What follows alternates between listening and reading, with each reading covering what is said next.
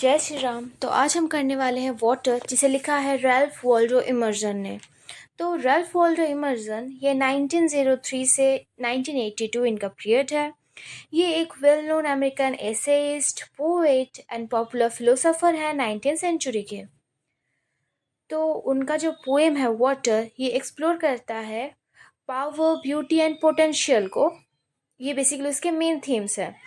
और साथ ही साथ ये उसके एबिलिटी को बताता है कि अगर हम उसे अच्छे से ना यूज़ करें तो वो हमें डिस्ट्रॉय भी कर सकता है। तो जो हमारा पोएम है वाटर, इसमें बेसिकली एक लिटरेरी डिवाइस यूज़ किया गया जिसे कहते हैं पर्सोनिफिकेशन।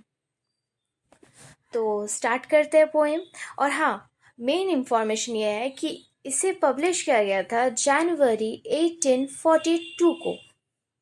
अब हम जानेंगे लाइन बाय लाइन इसका एक्सप्लेनेशन।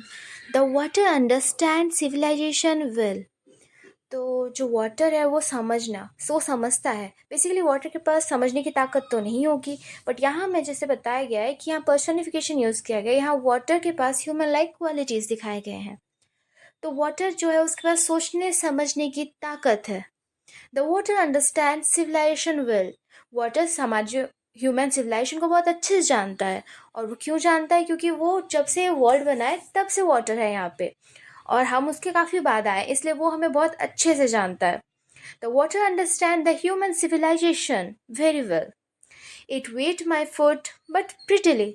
वो मेरे पैरों को भिगाता है। पोइट कहता है वो मेरे पैरों को, पहले तो कहते हैं कि वो जो वाटर है वो सिविलाइजेशन और ह्यूमन सिविलाइजेशन को बहुत अच्छे से जानता है। फिर वो कहते हैं it's wet my foot but prettily. वो मेरे पैरों को भिगाते हैं बट जेंटली भिगाते हैं। मेरे साथ कुछ हार्श, कुछ बुरा नहीं करते। वो मेरे पैरों को जब भिगाते हैं वो बहुत जेंटली, सॉफ्टली, बहुत प्यार से। जब वो पानी मेरे पैरों को आके छूता है तो बहुत अच्छा, बहुत जेंटल होता है। It's chill my life but wittily. और ये मेरे लाइफ को सुकूनदायक, आरामदायक बना सकता है, बट अगर ये चाहे तो। इसलिए कहा गया है the word wittily is used here. And then it is not disconcerted और it is not broken hearted. ये दो लाइन इसमें बताया गया है कि कौन से क्वालिटीज वाटर के पास नहीं है। वाटर ना ही डिस्कॉन्सर्टेड है, ना ही वो अनसेटल और कंफ्यूज है, ना ही वो ब्रोकन हार्टेड है। Well used is it decade Joy. अगर हम उसे अच्छे से यूज़ करें, सही तरीके से यूज़ करें, तो वो हमारे जॉय को, हमारे हैप्पीनेस को वो इंक्रीज कर सकता है। क्योंकि वाटर के बिना हम लोग भी जानते हैं लाइफ जीना बिल्कुल पॉसिबल नहीं है। ठीक है। एडोनेट डबल जॉय। और अगर हम उसे मेंटेन करें और उसे अच्छे से यूज़ करें तो ये हमारे जॉय को डबल कर सकता है। Then ill use it will destroy. लेकिन अगर हम इसे गलत तरीके से यूज़ करते हैं तो ये हमें तबाह करने का भी ताकत रखता है। In perfect time and measure. वो भी परफेक्ट टाइम में, जब वो चाहे वो तब हमें बर्बाद कर सकता है और जैसे चाहे वैसे बर्बाद कर सकता है। With a face of gold and pleasure elegantly destroyed. Elegantly और डिस्ट्रॉय ये दोनों दो अलग अलग वर्ड्स है। एलिगेंटली का मतलब होता है सुंदर तरीके से, जो सुंदर ढंग से होता है।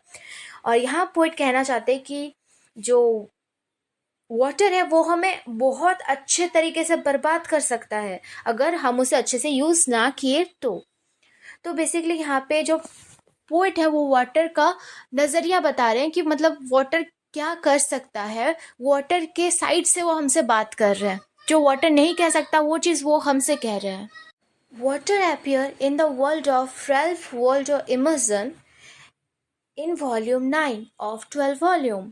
जो इनके कलेक्शंस थे उसमें जो 12 वॉल्यूम्स थे उसमें से ये जो 9 वॉल्यूम में इस पोएम को बताया गया है। मतलब ये पोएम है फायरसाइड एडिशन 1909 में। ठीक है। तो नेक्स्ट टाइम हम आएंगे दूसरे पोएम के साथ। तब तक अपना ध्यान रखें। टाटा।